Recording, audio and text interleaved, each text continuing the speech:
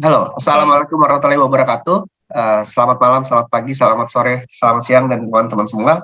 Selamat datang di Indonesia Public Health Podcast, program baru dari IAPMI, sebagai ruang temu untuk berdiskusi seputar isu kesehatan masyarakat yang kami coba kemas secara interaktif agar dapat dinikmati oleh semua kalangan, sehingga muncul perspektif baru dalam menyikapi isu kesehatan. Karena sesuai kata pepatah, health is not everything, but without health, everything is nothing. Saya Farandi, saya akan memandu episode kali ini. Kita akan membahas tentang seputar penyakit yang sudah lama di muka bumi ini. Ya, mungkin buat orang Kesmas sudah familiar lah, yaitu penyakit TBC. Namun kehadirannya ini belum terlihat kapan berakhir, walaupun sudah lama penyakit ini. Karena dilihat dari jumlah kasus yang sekarang aja, itu belum ada arah untuk belum terlihat lah kapan penyakit ini berakhir. Beberapa penyakit sudah bisa dieliminasi seperti polio misalkan, tetapi penyakit-penyakit penyakit TB ini belum.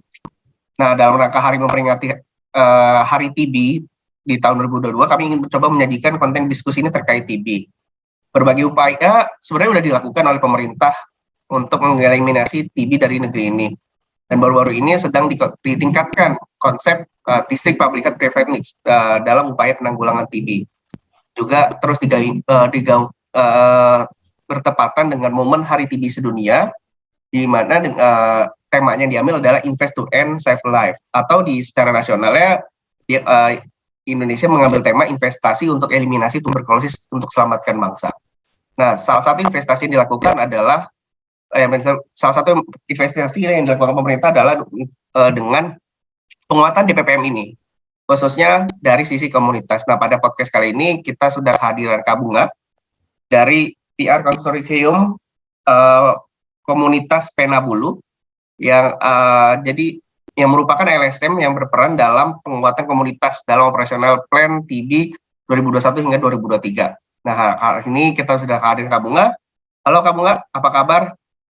halo Farandi, kabar baik. Nah, oke. Jadi kita akan coba mendiskusikan nih Kak isu-isu seputar TB di podcast kali ini. Ya, semoga bisa membuka banyak perspektif terkait teman-teman kita, khususnya teman-teman sejawat Kesmas, terkait perkembangan penanggulangan TB sekarang ini. Mungkin sebelum berpanjang lebar, mungkin Kak Bunga bisa memperkenalkan diri Kak. Kak Bunga ini siapa, dan di isu TB ini sudah seperti apa, udah sampai mana, kayak gitu Kak. Silakan Kak. Oke, terima kasih Farandi untuk sapa-sapanya begitu. Dan halo teman-teman di Indonesia Public Health Podcast gitu. Kenalin aku Bunga Pelangi. Jadi aku di isu tuberkulosis ini sekarang ya, dari 2021 akhir itu berperan sebagai advokasi kemitraan gitu di PR Konsorsium Komunitas Penabulu STPI, dan sejak tahun 2020 sebenarnya sudah berperan di isu tuberkulosis ini. Namun di sebelumnya aku berada atau dinaungi di PR TBIC ya. Jadi kalau teman-teman tahu beberapa nama NGO gitu ya yang berkecimpung pada upaya penanggulangan TB, salah satunya adalah Aisyah dulu, kemudian sekarang di 2021 sudah dari 2021 sampai nanti 2023 ada PR Konsorsium Komunitas Penabulu STPI gitu. Jadi beberapa strategi sebenarnya yang sudah aku kelola ya dalam hal ini ada community development dan advokasi kemitraan, dan khususnya jadi kekhususannya untuk HAM gender di dalam konteks TB, kemudian advokasi anggaran dana desa, kemudian ada kalau sekarang berarti kemitraan dan bagaimana berjejaring dengan berbagai pemangku kepentingan begitu di isu tuberkulosis, dan juga gimana meningkatkan awareness dari atau kesadaran masyarakat untuk bisa berpartisipasi aktif di dalam konteks penanggulangan TB gitu. Jadi mungkin gambarannya nih kalau mau dibilang seperti apa di dalam konteks public health, aku kayaknya backgroundku di health promotion, jadi semua hal yang kayaknya aku pelajari di promosi kesehatan dan sekarang tuh diimplementasikan banget gitu Farandi, dan ini di isu tuberkulosis juga menggunakan berbagai perspektif, berbagai keilmuan kesehatan masyarakat yang memang jadi core-nya gitu untuk kita bisa berkontribusi. Itu sih mungkin sementara ya Farandi. Oke, ya. Oke, terus makasih banyak atas perkenalannya Kak. Emang Kak Bunga ini bisa dibilang udah cukup berpengalaman lah ya terkait isu TB sekarang ini dan semoga kita bisa mendiskusikan nih investasi seperti apa sih sebenarnya juga yang ingin dilakukan gitu dalam hal penanggulangan TB ke depannya. Karena ya kita ketahui lah Kak bahwa TB ini sudah lama tapi belum ada kelihatan ujung akhirnya gitu. Pemerintah punya target 2030 eliminasi TB, namun hal itu sulit kan karena emang pertama ya dari sisi pengobatannya aja, dari sisi pengobatan TB ini kan juga cukup kompleks ya, butuh waktu minimal 6 bulan gitu, bahkan ada Yap, yap. beberapa lebih bisa dari 6 bulan. Tambah geografis Indonesia gitu sekarang ini ya, kita negara kepulauan gitu, banyak apa namanya, dan juga nggak merata gitu pelayanannya. Nah cuman mungkin dari sisi Kabunga nih, dari sisi komunitas yang sudah aktif kurang lebih hampir 2 tahun ya Kak ya di Yap, isu TB betul. ini, melihat perkembangan isu TB ini sekarang seperti apa sih Kak? Oke, makasih Farandi. Jadi kalau kita back to theme gitu ya soal HTBS atau TBD gitu yang kita peringati dan momentum baik gitu untuk sama-sama mengingatkan di Maret 2022 sebenarnya ya. Jadi di komunitas itu sebenarnya teman-teman perlu memahami juga bahwa kita punya kader tuberkulosis. Nah, itu yang kita kelola. Kader tuberkulosis itu yang sebagai kalau kita melihat sebuah investasi eliminasi TB gitu ya. Yang itu pada ranah pribadi, kemudian mereka ini punya jiwa-jiwa volunteerisme gitu ya di dalam konteks ini seperti kader pada umumnya gitu. Dan untuk kader tuberkulosis tadi mungkin Farandi juga bilang TB ini pengobatannya sudahlah lama, sudahlah perlu banyak strategi yang untuk patuh berobat gitu ya pasiennya, dan kader-kader TB inilah yang menjadi proses investasi yang cukup besar ya sebagai investasi sumber daya dan investasi pendampingan pasien gitu. Nah, kami sendiri di komunitas itu menyampaikannya atau memberikan campaigns di HTBS ini adalah perkuat dukungan untuk eliminasi TB, selamatkan jiwa. Jadi kita melihat dari sisi humanisnya gitu ya. Mungkin kalau dari sisi pemerintah punya kebijakan, punya sistem kesehatan gitu. Kami sebagai pendukung istilahnya memperkuat gitu sistem yang sudah ada dan investasi yang diupayakan oleh pemerintah dan proses-proses yang berbasis pasien langsung berpusat pada pasien dan memang approach-nya langsung kepada masyarakat terduga gitu, kelompok-kelompok yang rentan serta berbagai keberpihakan kami gitu untuk melakukan upaya-upaya secara spesifik lah grassroots gitu kepada kelompok terdampak TB, organisasi mantan pasien, kemudian juga pada PMO dan lain sebagainya yang kaitannya lebih kepada bagaimana kita bisa memberikan ruang aman nyaman untuk pasien atau misalnya terduga gitu untuk bisa mengikuti proses temukan obati sampai sembuh gitu yang seperti kita ketahui sebagai tagline bersama secara nasional. Itu mungkin Farandi. Jadi bentuk-bentuk itu yang kita upayakan. Nah, sebenarnya kalau sedikit tambahan nih Farandi, kami juga melihat dukungan yang kita maksud perkuat dukungan ini kita membaginya ke dalam beberapa aspek sebenarnya. Jadi dukungan finansial, which is sebenarnya program TB ini gitu ya, atau pasien TB ini kalau udah kena mengalami atau mengikuti proses pengobatan itu terkena dampak-dampak dari pengobatan, kemudian jadinya kemampuan dia untuk bekerja dan produktif itu jadi berkurang gitu. Makanya kenapa butuh yang namanya dukungan finansial ya. Meskipun obat gratis gitu ya, Farandi mungkin juga paham bahwa obat TB ini gratis di Vaskes gitu, utamanya di puskesmas. Kemudian tapi perlu mendapatkan dukungan-dukungan yang finansial ini mungkin nutrisi, kemudian nanti ada enabler gitu untuk pasien. Nah, itu dukungan finansial yang kita pahami. Kemudian ada dukungan finansial ini juga kita melakukan proses penggalangan dana ya yang dilakukan secara masif oleh teman-teman komunitas di wilayahnya masing-masing dan itu berkolaborasi juga gitu dengan lembaga filantropi, lembaga-lembaga penggalangan dana lah yang secara legal itu bisa dilakukan. Kemudian proses lainnya itu ada dukungan politik yang jelas menjadi satu mandat kami gitu ya. Kalau di dalam di tahun 2021 kita punya peraturan presiden Farandi 67 tahun 2021 tentang penanggulangan tuberkulosis. Salah satunya tuh peran masyarakat itu berfungsi untuk bisa memberikan rekomendasi kebijakan, atau istilahnya kita bisa melakukan proses-proses yang konteksnya itu mendukung lah ya sistem yang sudah ada gitu. Nah, di wilayah kerja kami gitu, atau istilahnya komunitas ingin melakukan proses advokasi tersebut dengan adanya dukungan politik. Jadi bikin pertemuan atau rembuk politik gitu dengan melibatkan berbagai stakeholder lah yang di tingkat kabupaten kota gitu. Jadi itu yang disebut dukungan politik. Kita ingin ada komitmen, kita ingin ada keberlanjutan untuk bagaimana pemerintah bisa menginvestasikan peran-perannya atau dukungannya kepada penanggulangan TB. Selanjutnya yang terakhir itu dukungan psikososial. Tentu ini menjadi core dari komunitas gitu ya. Dia punya proses pendampingan, maka di dalam komunitas itu ada yang disebut kader jaga kita, kita jaga kader. Jadi kita menempatkan kader itu pada posisi yang sentral buat kami gitu. Jadi kita supaya melindungi kader ya kita bantu untuk melakukan proses booster COVID gitu, vaksin COVID dan yang kedua itu kita bikin sarasehan untuk kita ngobrol sama kader apa sih yang menjadi kendala, kemudian bagaimana peningkatan yang bisa tentu kita ingin mendengar gitu bagaimana sih ada namanya 24 AMPM, jadi aksi mendengar dan perkuat mendukung. Jadi itu kita pengen dengar pasien TB itu apa tantangannya dan apa yang bisa kita bantu untuk bisa menjadi solusi gitu. Mungkin itu, jadi berbagai dukungan yang bisa kita perkuat begitu ya Farandi, untuk bisa menyelamatkan jiwa-jiwa pasien TB ini gitu. Ini sebenarnya sejalan dengan apa yang disampaikan pemerintah, atau misalnya dalam hal ini punya tagline gitu ya yang tadi sudah disampaikan Farandi, dan kami memang konsepnya lebih memperkuat dukungan, mendukung, mendorong, membersamai lah proses-proses yang dilakukan dalam eliminasi TB ini. Begitu mungkin Farandi konsep atau secara garis besar yang bisa kita berikan sebagai sebuah investasi.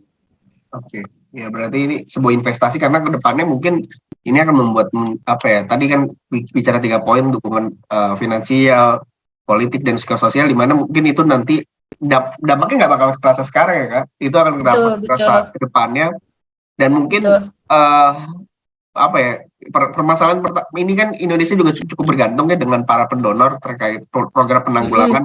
Dan ini jika sistem itu terbentuk, ketergantungan kita dalam hal dengan dana pendonor gitu, kemandirian kita untuk menanggulangi TB dari dana sendiri mungkin akan jadi terbentuk juga ya, karena 3 poin itu yang bakal yang diperkuat kan, politik terus dan finansial. Ya. Persis. Iya, persis gitu Farandi. Memang ini momentum ya. Jadi HTBS kita rayakan sebagai proses momentum membuat semua orang terpicu, tertarik gitu ya untuk bisa, ini TB permasalahan penting buat kita semua sebenarnya. Yang tadi Farandi bilang ya, TB is everybody business juga sebenarnya gitu. Permasalahannya emang belum semua sektor sadar bahwa TB ini sebuah problem gitu. Padahal kalau lihat dari secara global kan Indonesia peringkat ketiga dengan 800 ribuan kasus di tahun 2021. Dan banyak orang berbagai sektor melihat bahwa ini hanyalah masalah kesehatan gitu. Apalagi ini juga ketutup dengan pandemi COVID. Dalam beberapa tahun 2 tahun ini juga TB seperti tenggelam program-programnya. Terus kalau dari sisi penemuan kasus juga sebenarnya juga agak sedikit menurun karena ya itu tertutup dan berbagai sektor nggak fokus lagi ke TB gitu. Nah ini PR Penebulu ini hadir di saat momen seperti ini, apakah tidak tidak cukup sulit Kak untuk menyesuaikan dengan kondisi seperti ini gitu, untuk memperkuat apalagi ya untuk bicara investasi lah gitu ke depannya. Iya, makasih Farandi. Jadi justru itu ya, harus ada yang memperkuat proses-proses kehilangan kesempatan tadi gitu ya, karena adanya kondisi pandemi. Itu sesuatu, mungkin semua penyakit bukan hanya TB gitu ya, menjadi kehilangan prioritas gitu untuk bisa diselesaikan gitu ya, ada dampaknya lah gitu terhadap hal tersebut. Bahkan mungkin pada angka kematian dan angka kesakitannya juga jadi berdampak gitu secara epidemiologis lah gitu. Nah, itu tentu menjadi tantangan kita juga sebenarnya sudah dari 2020 ya, ini ketika pandemi hadir gitu dan membuat semua orang harus beradaptasi gitu. Nah, mungkin ini tahun kedua gitu ya setelah pandemi 2021 ya, maksudnya dari 2021 itu PR konsorsium Penabulu STPI ini memang sudah mengadaptasi gitu ya proses-proses mungkin teman-teman di lapangan juga sebagai pengelola program dan kader lebih tepatnya gitu ya, mulai bisa berinovasi gitu. Gimana sih caranya biar bisa tetap menemukan kasus, kemudian bisa mendampingi gitu ya. Jadi ada beberapa inovasi Farandi pada akhirnya gitu. Meskipun kita tahu itu masih menjadi tantangan gitu ya. Misalnya pada beberapa wilayah kita mencoba untuk melakukan screening secara virtual gitu. Meskipun kita juga mendapat banyak tantangan ya untuk proses digitalisasi ini gitu. Tapi kedua juga misalnya banyak ternyata kita mungkin yang tidak sakit saja gitu ya, itu punya kekhawatiran gitu untuk bisa pergi ke vaskes gitu ya, dan itu akhirnya dicoba direspon di tahun 2021, mulai 2021 lalu itu dengan adanya penjemputan sekutu, penjemputan obat, pengantaran gitu dan lain sebagainya gitu ya, pengantaran OAT maksudnya. Jadi obat antituberkulosis tersebut bisa dilakukan proses pengantaran dari kader kepada pasien yang memang membutuhkan gitu, atau justru bahkan ketika butuh dukungan psikososial yang pasien TB COVID gitu itu juga bisa dilakukan, dan kader pun itu diberikan edukasi tentang COVID-19 ini gimana sih dan bagaimana cara mencegahnya, atau proses-proses prokes yang lebih ketat lagi gitu. Mungkin kader TB ini udah punya kesadaran gitu ya untuk prokes karena memang menghadapi pasien TB kan, mungkin kita juga tahu bahwa itu penyakit menular dan pada akhirnya ketika COVID ini bisa lebih adaptif gitu untuk melakukan prokes yang lebih ketat lagi. Jadi kita melakukan perlindungan dari awal, kemudian mencoba melihat celah mana sih yang menjadi tantangan gitu untuk pasien TB itu sendiri, mana yang jadi tantangan bagi kader TB gitu. Nah itu kita coba lakukan intervensi yang sesuai gitu. Dan mungkin salah satunya juga nih mengapa juga di tahun 2021 sebenarnya jejaring layanan kesehatannya itu dibangun lebih kuat gitu, dan komunitas di sini terlibat juga gitu.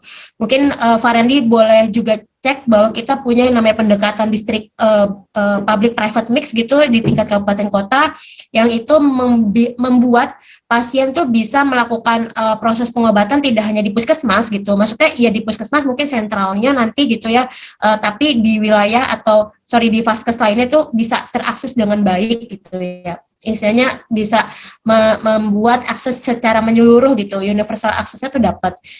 Nah itu sebenarnya sudah terjadi dari konsep itu sudah ada sejak lama. Di tahun 2021 ini kemudian diperkuat ya, istilahnya mungkin bahasanya kalau revitalisasi bisa jadi gitu, tapi intinya diperkuat lah dengan konsep yang sudah ada, apa yang menjadi gap selama ini, kemudian gimana semua pihak tuh bisa ngedukung. Salah satunya adalah komunitas untuk bisa ngedukung hal tersebut. Itu Farandi, jadi kayak banyak yang perlu kita lakukan gitu ya dengan kondisi COVID ini, semua beradaptasi, semua pihak mencoba memaksimalkan strategi apa sih yang bisa dilakukan untuk mencapai eliminasi TB yang mungkin sepertinya kita harus bisa optimis tapi juga realistis dengan menggunakan berbagai strategi. Mungkin itu Farandi. Ya, tadi saya tertarik dengan kakak sempat nyinggung terkait distrik public private mix itu yang sedang juga digaungkan konsepnya setahun ini gitu. Emang karena beberapa vaskes pemerintah gitu kan di pandemi ini cukup overload pekerjaannya lah gitu, sehingga emang pelayanannya nggak maksimal ya. Tadi juga ada kecenderungan pasien jadi berpikir kembali ke pasienkes, apalagi khususnya pasienkes pemerintah yang benar-benar lalu kan benar-benar full 100% untuk memberikan pelayanan ke COVID gitu kan. Nah mungkin tapi belum semua orang belum gitu paham Kak gitu kan terkait apa sih itu DPP. Mungkin Kak Bunga bisa jelasin gitu apa namanya DPP itu seperti apa. Terus di satu sisi juga kan salah satu target dari yang mau dilakukan oleh PR Konsorsium Penabulu kan adalah melaksanakan konsep DPPM ini dari sisi komunitas gitu. Komunitas hadir untuk memperkuat DPPM ini. Nah, itu seperti apa sih Kak juga? Mungkin tadi mungkin Kakak udah jelaskan, tapi mungkin ada poin-poin yang belum Kakak jelaskan sehingga orang kayak mungkin tadi awal masih asing lah kayak gitu. Oke, thank you Farandi. Jadi mungkin gini, di konsep awal, kalau tadi kan aku bilang strategi DPPM itu bisa jadi salah satu intervensi yang bisa kita lakukan untuk beradaptasi pada COVID gitu ya. Jadi istilahnya mendekatkan akses, kemudian akses layanan itu bisa dilakukan di mana saja. Nah, DPPM sendiri sebenarnya hadir ketika ada catatan kasus gitu ya, catatan kasus TB yang ternyata perilaku pencarian pengobatan pasien itu lebih banyak di swasta gitu. Yeah. Nah, tapi di banyaknya di swasta ini tidak serta-merta notifikasi kasusnya tuh juga banyak gitu yang dilaporkan ya. Jadi intinya kita ngelihat bahwa mungkin teman-teman ya merefleksikan sendiri nih yang ngedengerin nih, bahwa mungkin kita sendiri kadangkala itu punya preferensi pada vaskes tertentu gitu. Jadi dan ternyata di konteks pasien TB kita punya beberapa penelitian gitu ya, maksudnya di penelitian yang dilakukan oleh beberapa lembaga lain gitu ya, bahwa ternyata perilaku pencarian pengobatan pasien TB gitu, mulai dari terduga istilahnya melakukan proses screening, kemudian melakukan proses pengobatan dia sampai dia sembuh, itu banyak dilakukan di vaskes swasta gitu, maupun itu rumah sakit, dokter praktek mandiri atau klinik gitu, jadi FKTP dan FKRTL.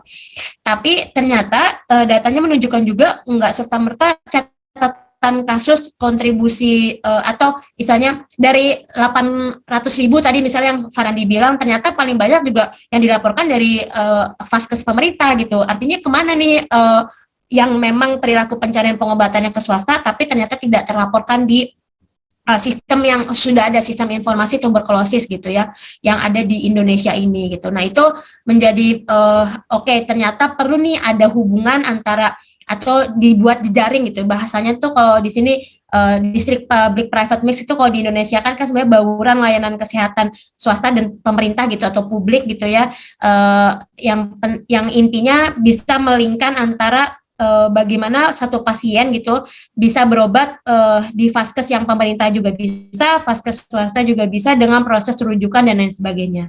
Mungkin ini sudah terjadi di BPJS gitu ya dengan sistem yang sudah ada nih, JKN dan lain sebagainya. Tapi untuk di TB sendiri, DPPM itu menjadi satu hal pendekatan yang sangat ekstra keterlibatan semua pemangku kepentingan gitu.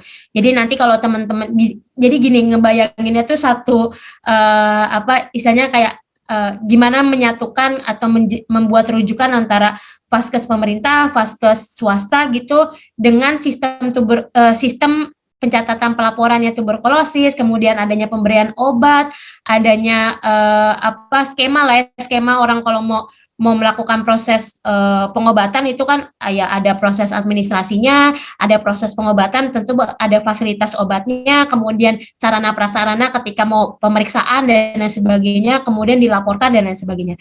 Itu ternyata perlu effort yang sangat besar sekali gitu, dan itu menjadi kalau secara mandat kebijakan gitu atau mandat yang sudah dibuat konsepnya itu adalah pelaksananya dinas kesehatan gitu, maksudnya dari pemerintah gitu yang mengkoordinasikan, karena kan seluruh Yankes ini di bawah koordinasi teman-teman di pemerintah begitu. Nah kami melihat bahwa atau istilahnya di 2021 ini para pemangku kepentingan melihat bahwa ada gap begitu. Ternyata pendekatan DPPM ini ketika diimplementasikan tanpa adanya dukungan dari berbagai sektor gitu ya, istilahnya komitmennya gitu agak kurang gitu. Nah itu perlu diberikan beberapa asupan intervensi gitu ya, dan juga tentu pendampingan pasien ini sih yang menjadi salah satu nggak bisa dilakukan oleh pihak vaskes pemerintah maupun swasta secara detail dan spesifik gitu.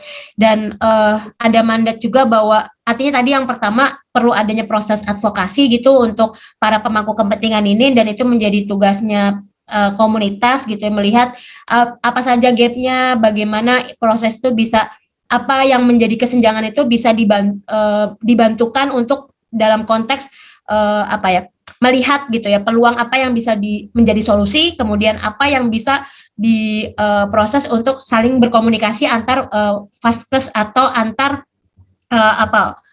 pemangku kepentingan di dalam jejaring itu gitu. Jadi itu proses advokasinya. Kemudian nanti di dalam konteks tadi pendampingan kasus tentu perlu ada kader dan itu dikelola oleh komunitas. Dan yang terakhir tadi yang seperti aku sudah sampaikan di awal bahwa banyak sekali pasien yang akhirnya tidak ternotifikasi karena memang di Vaskesnya tidak ada sumber daya yang melakukan proses pencatatan pelaporan.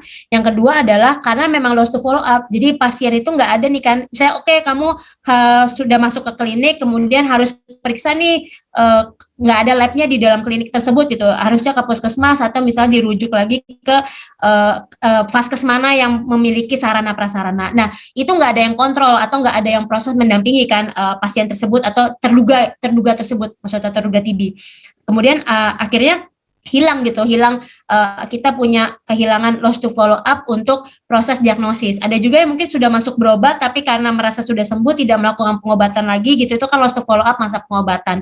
Nah, hal-hal ini yang sebenarnya ingin menjadi concern dari komunitas. Selama ini kan memang kami komunitas itu sudah melakukan penemuan kasus, pendampingan sampai sembuh gitu ya, tapi untuk pelacakan kasus lost to follow up di jejaring DPPM ini yang belum menjadi fokus utama. Nah, kita membantu di dalam proses itu, mendorong sama-sama untuk menyelesaikan 3 tahap tersebut. Jadi intinya melakukan advokasi karena implementasi DPPM ini menjadi banyak tantangan gitu ya, perlu mungkin ada pihak lain gitu ya yang di luar jejaring tersebut, dan kami tentu karena konsepnya adalah melakukan proses pendampingan, penjaringan, dan juga pelacakan kasus lost to follow up itu perlu ada di dalam sistem jejaringnya juga gitu. Makanya pelibatan komunitas ini nanti akan banyak di proses pertemuan-pertemuan pemangku kepentingan, dan juga nanti secara spesifik kader-kader kami itu akan melakukan kader tuberkulosis maksudnya itu akan melakukan proses pelacakan lost to follow up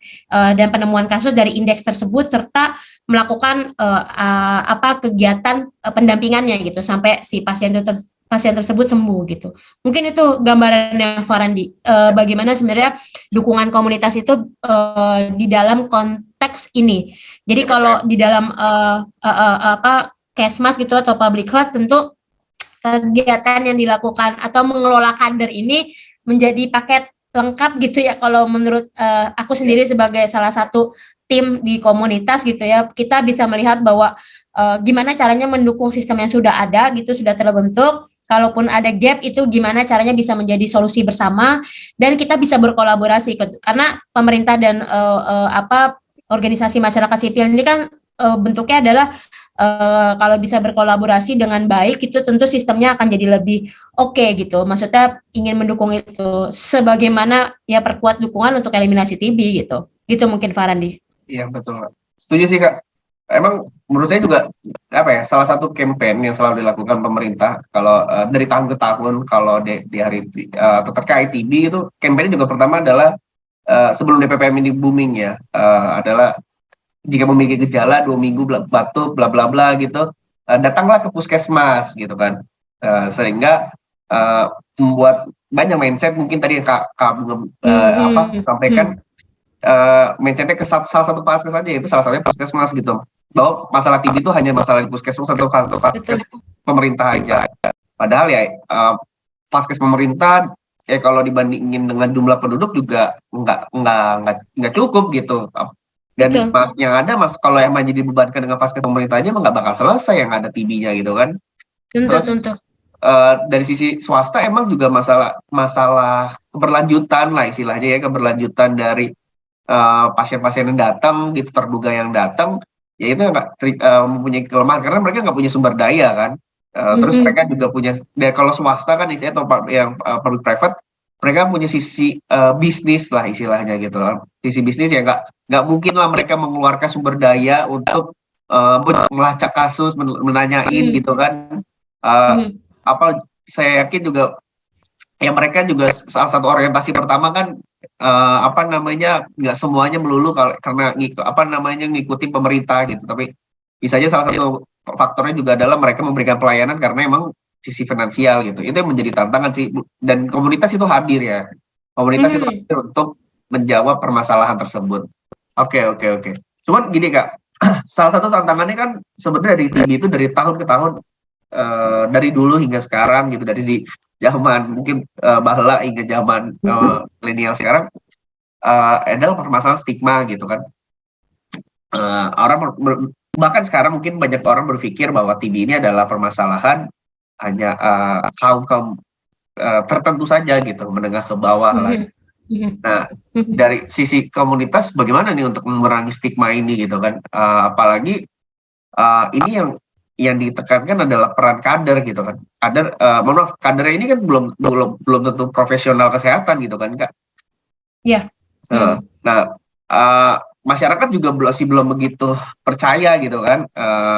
Masyarakat kita belum begitu percaya terhadap kader, nggak semuanya lah. Tapi beberapa daerah kader itu memiliki peran lah, saya akui itu. Tapi untuk TB ini kan itu juga menjadi kekurangan lah gitu. Nah itu bagaimana nih strateginya Kak untuk meyakinkan gitu, apalagi untuk melawan stigma ini terkait TB dari komunitas ini. Oke, ya, Farindi, mungkin satu hal yang perlu diinformasikan juga gitu ya, bahwa kader-kader yang memang dikelola oleh komunitas gitu, istilahnya dari pengelola program ini, memang sebenarnya tuh kader yang bisa beragam gitu ya, ada yang dari memang tokoh masyarakat, tokoh di wilayah setempat gitu, ada yang memang juga tenaga kesehatan juga ada, tapi memang mayoritas tuh yang umum lah, masyarakat yang multidimensi gitu ya di dalam karakteristik dari kader itu. Nah, kami untuk bisa membuat kader bisa melakukan perannya gitu, itu memang ada berbagai kegiatan peningkatan kapasitas, dan itu memang diproses, ada monitoring, evaluasi dan lain sebagainya. Nah, memang dalam hal ini kader-kader yang terpilih pun dan yang dengan peningkatan kapasitas tersebut itu membuat kader jadi percaya diri, dan dia bisa sebenarnya melakukan proses-proses dan dipercaya ya bahasanya tuh oleh masyarakat, oleh orang yang memang bergejala dan lain sebagainya gitu. Bahkan di beberapa wilayah tuh mereka udah punya tuh di rumahnya, depan rumahnya tuh ada call center gitu, dia menaruh namanya, jadi kalau hubungi ibu ini atau bapak ini gitu untuk ketika mendapatkan gejala ABCDE, bahkan rumahnya tuh udah jadi call center gitu, saking kader tuh merasa into dengan proses volunteerisme yang dilakukan di dalam penanggulangan TB ini, dan itu kami sangat mengapresiasi sekali gitu. Nah, itu juga tapi tidak serta-merta membuat kader tidak melihat bahasa tadi stigma gitu ya, kalau ini penolak berbagai mitos yang dipercaya di setiap wilayah masing-masing, itu menjadi sesuatu yang akhirnya caranya masing-masing gitu. Jadi proses penyuluhan gitu ya, edukasi personal, edukasi kelompok, edukasi di dalam kelompok rentan tertentu gitu, itu dilakukan gitu, bahwa TB itu penyakit menular tapi bisa disembuhkan gitu dengan pesan-pesan kunci yang memang sudah mereka biasa gunakan gitu dengan caranya. Jadi kita mungkin punya 10 informasi, nah mereka bisa merangkumnya menjadi 3 informasi utama, dan itu bisa berproses atau membuat stigma itu mulai turun. Mungkin kita nggak punya indikator yang clear gitu ya, atau nggak punya penilaian yang indikator stigma itu bisa turun atau naik atau stagnan gitu. Itu kita mungkin kader nggak bisa melakukan itu. Tapi ketika kader tahu bahwa, atau kita bisa melihat secara actionnya atau perilakunya, itu adalah yang terduga TB itu mau melakukan pemeriksaan, yang keluarganya itu melakukan screening juga, dan juga keluarganya mendukung menjadi PMO. Itu menurut kami udah sebuah proses gitu ya. Jadi, dan itu mungkin emang nggak cepat, jadi mungkin prosesnya 1 bulan, balik lagi, ngomong lagi gitu ya, penyuluhan lagi, motivasi lagi dan lain sebagainya. Jadi perangkat yang kami gunakan, perangkat bahasanya jadi kayak proses atau tools yang kami gunakan adalah dengan KIE, kader itu melakukan fungsi perannya menggunakan bahasa yang biasa digunakan gitu ya, dengan strategi motivasinya gitu. Jadi misalnya kalau misalnya sudah berobat itu mungkin ibu atau bapak akan mengalami, dia memberikan informasi resiko gitu, kemudian memberikan informasi atau memberikan jaminan gitu bahwa kami kader akan mendukung, membantu prosesnya, tidak perlu khawatir dan lain sebagainya gitu. Jadi menjawab seluruh kekhawatiran pasien gitu, atau terduga atau keluarga pasien dan lain sebagainya. Jadi itu yang dilakukan prosesnya. Nah, itu mungkin balik lagi kalau melihat stigmanya, konsep stigma itu sendiri kan banyak nih layernya ya Farandi. Ada stigma dari diri sendiri, stigma dari keluarga, stigma dari tempat kerja gitu, stigma dari masyarakat setempat atau lingkungan teman sepermainan atau misalnya terdekatnya ya, peer-nya dan lain sebagainya. Nah itu waktu di PRICIA ya, ada program di desa begitu, dan kami mencoba melihat analisa situasi dari tingkat desa, apa sih yang sebenarnya dirasakan oleh pasien itu. Kalau desa kan kita kelihatan nih lebih kecil gitu ya, maksudnya lingkupnya dan bagaimana pasien TB itu menjalani hidupnya sebagai pasien TB, tantangannya, stigma yang dirasakan gitu ya. Beberapa indikator kita lihat gitu, dan memang stigma terhadap diri sendiri itu lebih besar dibandingkan stigma yang dirasakan kepada atau maksudnya yang dialami dengan lingkungan tempat kerjanya gitu, dan stigma terhadap dari keluarga juga itu mempengaruhi, dan juga stigma dari masyarakat itu menjadi beberapa layer lah yang bisa membuat stigma itu jadi semakin melekat gitu.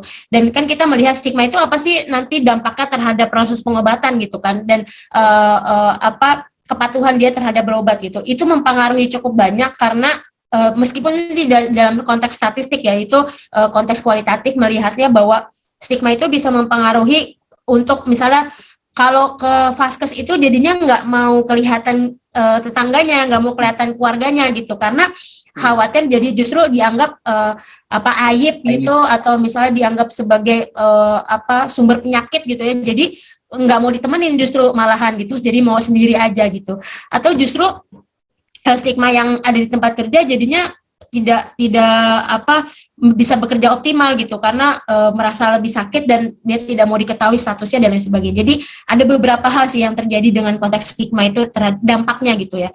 Dan yang kita lakukan memang counter informasi gitu, melakukan meyakinkan gitu bahwa pasien TB masih tetap berharga, masih bisa beraktivitas dan produktivitasnya bisa dilakukan dengan proses melakukan pengobatan itu juga gitu. Jadi motivasi dan dukungan psikososial itu lebih kami tekankan ya gitu. Edukasi, motivasi, dan juga dukungan psikososial pada dirinya dan pada keluarganya tentu yang paling dekat gitu. Itu mungkin Farandi. Dan sebenarnya kalau ke masyarakat tentu bisa dilakukan ya, tentu pasti dilakukan oleh kader gitu ya, dan mungkin beberapa rangkaian pertemuan di setiap kabupaten kota dan lain sebagainya ya, bahwa TB ini apa yang bisa dilakukan, dukungan dari masyarakatnya, kemudian yang mengedukasi terus-terusan gitu ya, TB ini pesan kuncinya apa dan lain sebagainya. Mungkin itu ya Farandi untuk melakukan pencegahan stigma dari aspek atau yang sudah diberikan kontribusinya dari komunitas gitu. Ya itu salah satu investasi yang dilakukan ya Kak, untuk apalagi Yap. ya meningkatkan literasi, penting itu ke masyarakat terkait ini. Ya, dan komunitas emang salah satu tools terdekat ya untuk ke masyarakat untuk memberikan meningkatkan literasi tentang TB ini ya. Betul, setuju sih Kak. Nah, teman, saya lanjut ke tantangan selanjutnya. Basic yang saya amati ya, tantangan selanjutnya yang sering ditemukan adalah permasalahan data gitu kan. Nah, permasalahan data di Indonesia TB itu selalu pasti ada gap gitu kan antara kasus yang dilaporkan. Sekarang sih sudah agak lebih baik gitu, sudah ada sistem terpusat tersendiri gitu kan, SITB gitu kan, sistem informasi tuberkulosis. Cuman permasalahannya masih tetap aja ditemukan beberapa, khususnya vaskes swasta gitu, tidak melaporkan kasusnya gitu, tidak melaporkan kasus yang dia temukan kayak gitu. Sedangkan untuk penguatan di PPM ini gimana persoalan juga keterbukaan data gitu kan, keterbukaan data. Ya sekarang gimana komunitas bergerak memperkuat vaskes private gitu kan, public private, tapi kalau mereka juga nggak mau membuka datanya gitu kan. Persoalannya juga mungkin nggak bisa menyalahkan vaskes juga, tapi bisa juga menyalahkan salah satu faktornya adalah pasiennya gitu yang memilih vaskes swasta karena untuk datanya tidak mau diumbar-umbar misalkan kayak gitu. Nah ini jadi tantangan gitu kan Kak. Ya seharusnya kalau udah membuat komitmen sebenarnya masalah ini bisa terselesaikan, tapi kan masih ada juga ya seperti itu. Nah ini bagaimana nih Kakak melihatnya kondisi seperti itu Kak? Ya, oke. Ya, sebenarnya konsep kerahasiaan data gitu ya, khususnya data pasien TB ini gitu kan. Dalam notifikasi wajib Fasiankes itu udah clear ada di Perpres, ada di Permenkes kala itu ya, dari 2016 itu sebenarnya udah ada gitu.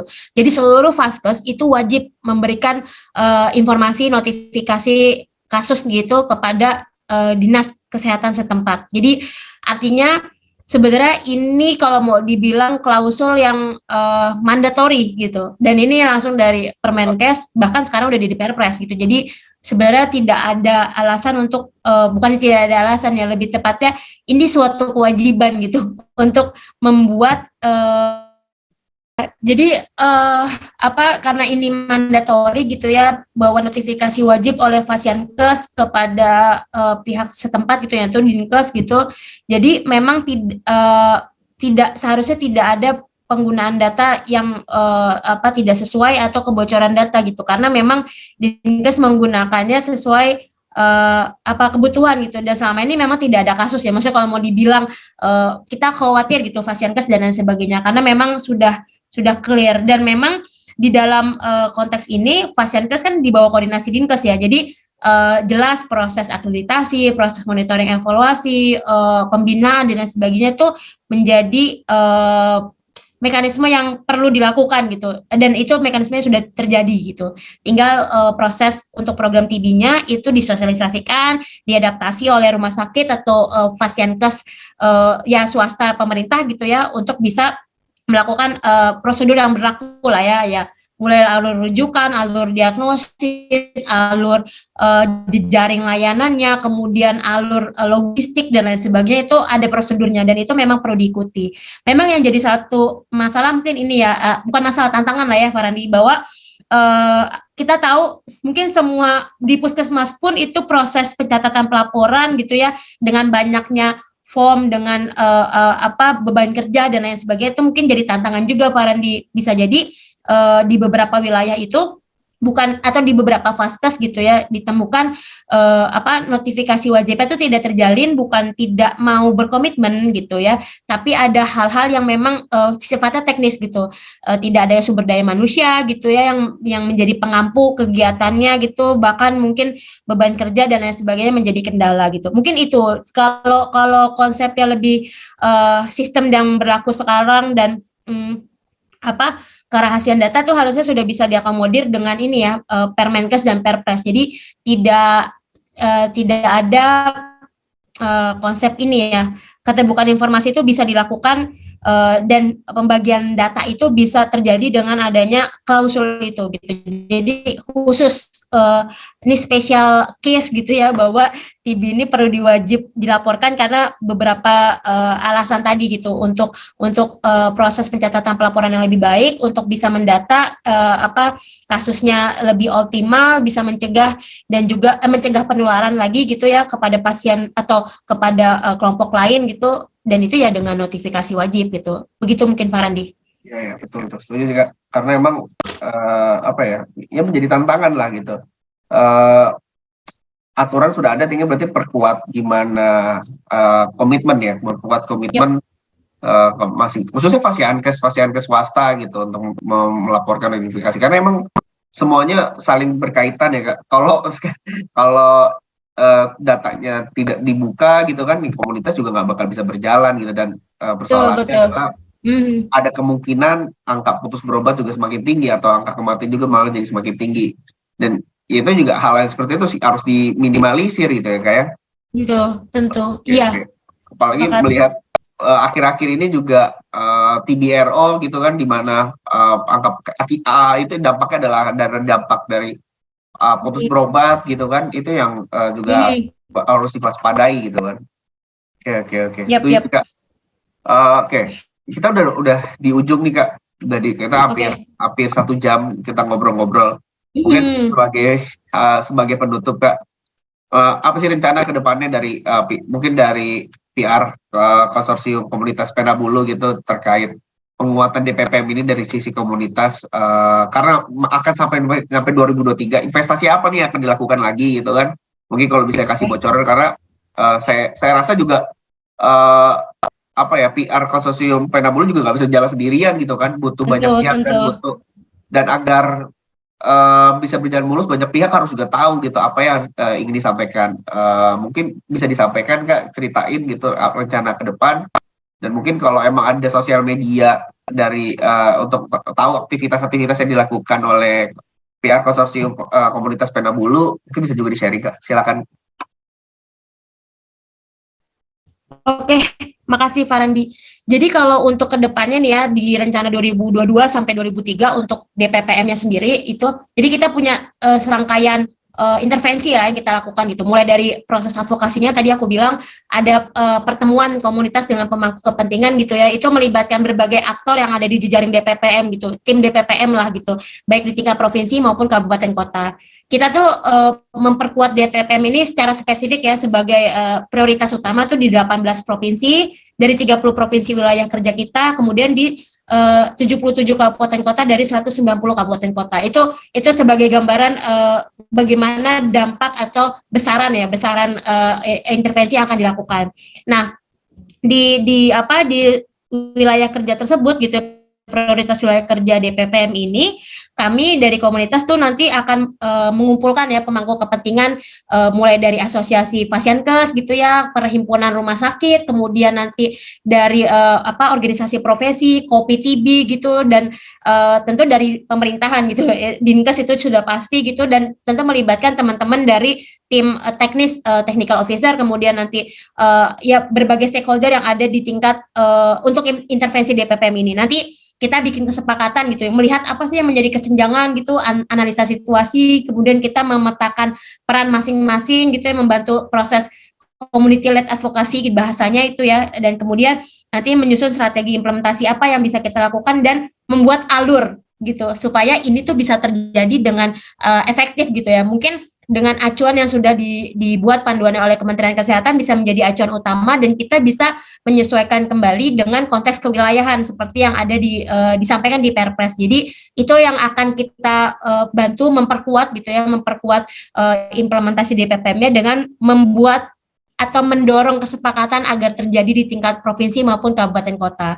Nah, selain itu kita tidak hanya bergerak di dalam proses istilah itu kan perencanaan ya, perencanaan strategi implementasinya gitu. Kemudian kita dalam proses implementasinya itu sendiri, komunitas ini kan punya peran yang tadi sudah aku bilang, kita punya pelacakan loss to follow up, kemudian kita melakukan proses penemuan kasus aktif lagi gitu ya dengan indeks kasus dan lain sebagainya. Yang ketiga kita pendampingan pasien, dan itu dilakukan untuk memperkuat DPPM ini. Mungkin dan kita kan sebenarnya sejauh ini sangat fokus pada vaskes pemerintah aja gitu. Vaskes swasta dengan beberapa proses yang sudah kita lakukan di 2021 sampai Maret 2022 ini memang tidak terinformasi gitu bahwa ada komunitas yang punya kader yang bisa melakukan pendampingan gitu ya. Dan itu menjadi chance bagus gitu untuk kami bisa membantu pasien lebih banyak gitu. Itu yang bisa kita lihat sebagai bentuk kontribusi investasinya gitu. Jadi hal tersebut akan diupayakan, dan selanjutnya tidak hanya ke pihak mitra dan pihak pasien, tapi juga nanti ke konteks legislatif, Farandi. Jadi nanti di DPRD kita punya beberapa pertemuan penting gitu, dan itu konteksnya nanti di SPM. Jadi kita melihat bahwa di dalam indikator SPM itu ada salah satu adalah tuberkulosis gitu yang menjadi poin penting, dan itu diperkuat dengan adanya DPPM. Jadi kita akan melakukan audiensi, melakukan proses bersama dengan DPRD, melihat mana yang bisa dilakukan advokasi kebijakan dan anggarannya dengan memperkuat DPPM ini. Jadi mulainya dari situ, dan bisa intervensinya mulai dari legislatif, eksekutif gitu ya, kemudian kepada pasien itu sendiri, serta kepada proses-proses tadi yang sudah aku berikan, sudah aku infokan tentang peran komunitas gitu. Dan yang terakhir, tentu kita melakukan proses monitoring evaluasi dengan nanti membuat tim CBMF gitu ya, community based monitoring feedback gitu, bagaimana DPPM ini bisa dilakukan dengan optimal gitu. Mungkin itu ya Farindi, jadi rencana kerjanya untuk atau aktivitas yang akan didukung oleh komunitas kepada jejaring DPPM ini gitu. Jadi beberapa tahap lah nanti akan dilakukan sesuai dengan proses kemitraan, proses advokasi yang berlangsung di setiap wilayah masing-masing. Gitu Farandi. Ya, dan itu salah satu investasi ya, investasi yang dilakukan gitu untuk penanggulangan TB ke depannya gitu. Ya, semua pihak punya peran gitu Kak, pemerintah dan mitra-mitra lainnya juga punya peran gitu kan. PNW juga sekarang lagi berperan di sisi komunitas, dan ini semua sedang berinvestasi untuk mencapai di eliminasi TB di tahun 2030 nanti kan. Harapannya ingin tercapai itu semua ya. Itu menjadi apa ya, menjadi PR kita semua, khususnya mungkin teman-teman di Kesmas yang mendengarkan podcast ini atau menikmati podcast ini ya, baik itu kerja di puskesmas, kerja di dinkes, kerja di rumah sakit ataupun di LSM ya, ini ya apa, harus lebih aware gitu, lebih sadar bahwa TB ini butuh istilahnya, ada istilah TB ini adalah tugas bersama, tugas kita bersama-sama untuk menyelesaikannya gitu. Nggak bisa hanya dari sisi kesehatan aja, nggak bisa dari sisi orang-orang di pemerintahan aja, atau dari satu sisi bisa Penambulu saja gitu. Butuh tugas bersama. Oke, mungkin sebagai closing Kak, ada kalimat penutup terkait Hari TB di tahun ini, sebagai yang sudah pengalaman ini di dunia pertibian lah istilahnya. Ya, mungkin pernyataan penutup. Ya, refresh lagi Kak. Halo. Oke, jadi mungkin pernyataan penutup gitu untuk menyemangati bersama bahwa sebenarnya setiap dukungan yang teman-teman lakukan untuk upaya penanggulangan TB gitu ya, itu tuh sangat berharga sekali gitu untuk bisa menyelamatkan jiwa pasien, keluarga, dan mungkin beberapa orang yang terdampak oleh TB ini gitu. Jadi jangan patah semangat teman-teman untuk bisa membuat dukungan apapun itu, sekecil apapun itu gitu. Dan kita sebenarnya bisa melakukan proses kolaborasi untuk saling membuat dukungan yang kecil-kecil tadi menjadi lebih besar dan lebih bermanfaat untuk banyak pihak gitu. Mungkin itu Farandi. Jadi semangat kolaborasinya, semangat kemitraannya, semangat bersama-sama mendukungnya itu menjadi lebih kuat karena kita satu kesatuan gitu ya untuk bisa menyelamatkan jiwa para pasien TB. Mungkin itu Farandi. Terima kasih. Dan melindungi diri kita juga gitu dari TB ini ya. Jadi biar jangan sampai bertambah lagi kasusnya. Oke Kak Bunga, makasih banyak atas waktunya, dan terima kasih juga buat teman-teman yang sudah menyaksikan podcast Indonesia Public Health episode kali ini. Podcast ini akan ditayangkan melalui YouTube di channel IAKMI Official dan platform-platform podcast seperti Anchor, Spotify, dan Google Podcast. Jika Anda suka dengan podcast ini, jangan lupa like, share konten ini agar orang lain suka. Mungkin satu lagi Kak, akun sosial media dari Kakak atau dari Konsorsium Penambulu yang harus diikuti gitu, kalau tentang aktivitasnya. Siap. Kalau untuk Instagram mungkin teman-teman bisa lihat di @tbc.komunitas gitu ya. Kalau aku sendiri di bunga.pelangi ya, itu. Nanti bisa teman-teman cek untuk aktivitas dari komunitas di tbc@komunitas. @komunitas, sorry. Oke, nanti saya sampaikan di deskripsi. Makasih banyak sekali lagi. Sampai jumpa kembali di episode selanjutnya. Assalamualaikum warahmatullahi wabarakatuh.